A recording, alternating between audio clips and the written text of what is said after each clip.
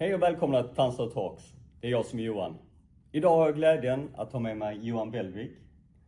Johan, du har varit i bolaget i 4 år och arbetat väldigt nära våra stora kunder, både privata vårdgivare och kommuner. Du arbetar som Key Account Manager. Ja. Vad innebär det? Det innebär att jag arbetar, som du säger, nära våra stora kunder, jobbar med avtalsefterlevnad, kommersiella behov och säkerställer att vi ger rätt service och leverans till våra kunder. Med kunden i centrum så är det också viktigt, Johan, att vi följer upp kundresan. Hur arbetar du och teamet med det då? Men man kan säga att det är 2 delar. En sker löpande när vi tillsammans med supporten stänger ett avslutat ärende där vi har löst kundens problem. Då får kunden möjlighet att utvärdera vårt arbete och säkerställa att den hjälp de har fått faktiskt har löst problemet och att de är nöjda med bemötande och lösning. Så det är en viktig sak i det löpande arbetet. Sen har vi också en årlig undersökning där vi säkerställer på en skala 1-10 hur kunden upplever oss som leverantör. Och detta är ett spännande ämne att prata om och vi får faktiskt in frågor till Tanstad Talks. Och en av dem har varit, hur arbetar er supportorganisation idag? Ja, men supporten är väl om man ska förenkla det, organiserad i 3 delar. Första linjen, andra linjen och sen specialister. Den första linjen tar emot allt inkommande och säkerställer att rätt kompetens bemöter ärendet. Andra linjen är lite mer specialiserad och djupdyker lite mer i svårare problem. Och tillsammans med vår Incident and Problem Manager tittar man på långsiktiga lösningar och bakomliggande orsaker. Man kan inte prata välfärdsteknik utan ordet innovation. Vad betyder det för dig? Ja, men ett tydligt sätt att prata om innovation är att följa upp det i ett innovationsforum. Då tittar man på kontinuerliga möten, vi tittar både på teknik men framförallt också på att förändra rutiner och processer och hur vi jobbar med tekniken.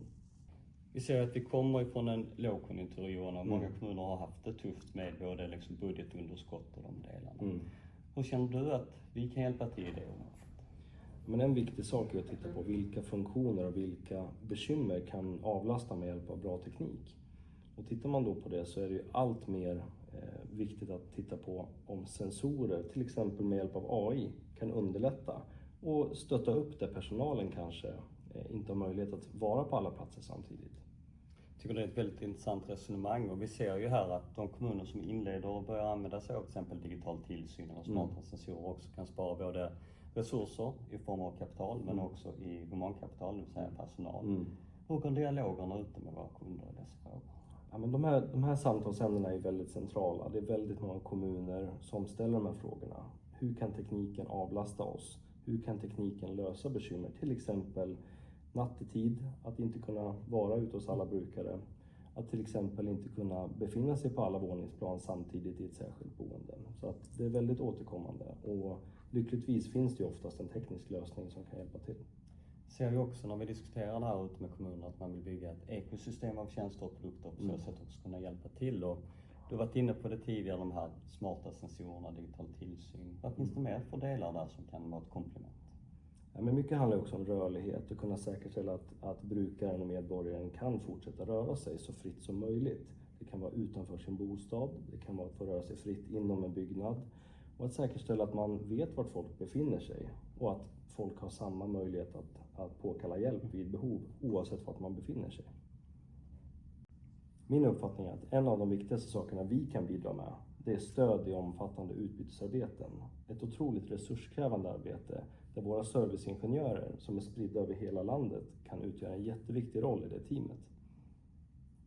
Inte minst att faktiskt övervaka funktionerna och agera redan innan man kanske ute i verksamheten har märkt av någonting.